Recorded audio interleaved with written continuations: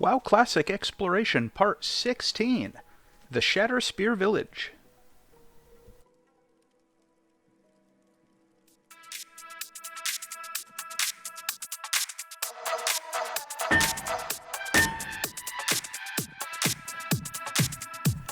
To get into the Shatterspear Village, we're going to begin in western Winterspring at the entrance to Timbermaw Hold. You can see here in the footage, and if you look at my mini-map and on the map here, you'll be able to see the exact spot.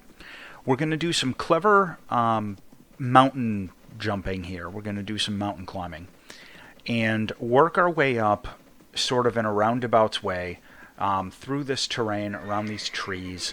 And it's not always super easy in the footage here to understand exactly what's going on, but just follow along as best you can. You're going to need a mount at least regular speed for a couple of these little spots to get through and have enough momentum to carry you. But you have to essentially use like multiple instances of these little jumping tricks in order to get up on top of the mountain terrain there. Now once you've gotten to this point, most of the hard part is over. There are 3 ways that I've found to get into the Shatterspear Village, and this is the easiest and the safest. But first, a disclaimer. Caution! Res sickness is a thing. If you die off in the middle of nowhere in some of these weird places, the game won't know what to do. It'll put your ghost in Dunmoreau or the Barrens, and you might not be able to get back, and you'll have to accept a spirit res and all the repair costs that go with that. Be careful and don't fall. Now, even though I said this is the easiest of the routes to get there, it's still going to be a little tedious and a little difficult.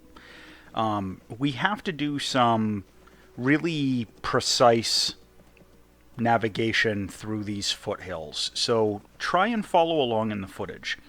There are a number of spots in these areas where you can find yourself down in a little ditch in the unfinished terrain, and there's no way to escape. You have to hearth out. So when you're making these, these jumps and doing this navigation, try and be very careful not to wind up in the wrong spot, or you're going to have a bad day and you're going to get stuck. It's also extremely important before you even think about doing this particular route, or the others, frankly, you need to have either slow fall or a pally bubble or some way to escape falling damage. If you have a mage with slow fall, it is possible to skip a good chunk of this just by running off the side of the mountain in a couple of different points from up where we're at here. And doing slow fall and letting the horizontal distance, carry you. Like if you cast slow fall, then saddle up your epic mount and run and jump. You can get some good distance. But otherwise, the route that I'm showing here in the terrain is really the best way to get down there safely.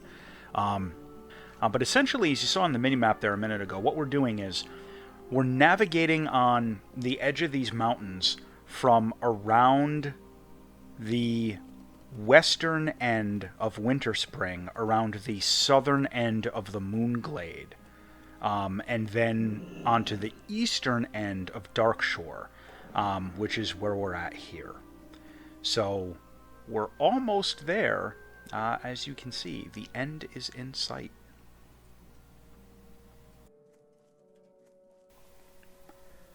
Once you reach this ledge here, you're basically almost there. I'm going to do a cut here so you don't have to watch my pally bubble cooldown. Now, one final little bit of exploration to actually get down into the village. I'm going to use my bubble again to jump off of this ledge. Or, if you're doing this with a mage or whatever, you can do a slow fall. And then we're going to be down in the Shatterspear Village, and that's when we get to see some really interesting stuff. Again, this area is normally only visible from the air. You're never actually supposed to be able to get here, and explore it on the ground.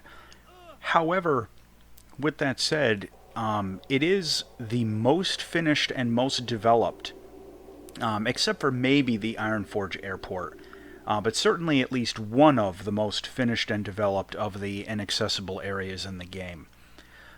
You've got all these neutral Shatterspear troll NPCs, having a little dance party there, and walking around.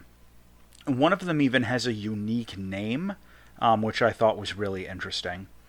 The majority of the doodads and everything aren't interactable. There's not really a whole lot to do other than checking these guys out and exploring this little troll village with some relatively finished terrain. And as you can see, in the location there, it's kind of in the mountains in between Darkshore and Moonglade. You've got a nice little cave here with a troll tablet, and the detail in here is amazing. Like, there's no way you'd ever be able to see into that cave from the air.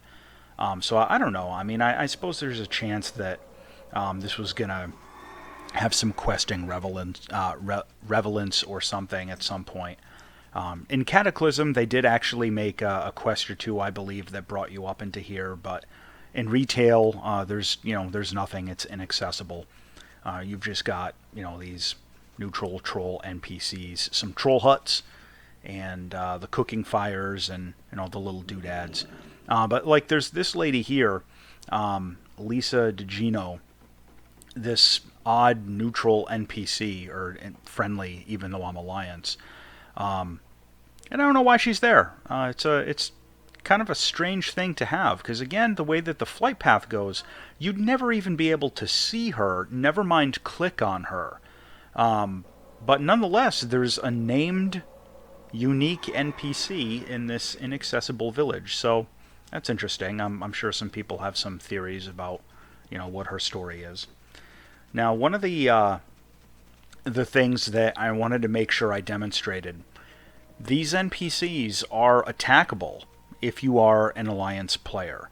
And, there's, for a long time, been some speculation and conflicting reports on, like, forums and whatnot, and comment sections on Wowhead and all that, about whether or not these trolls drop loot, if you get any reputation, if it flags you for PvP, or any of that other stuff.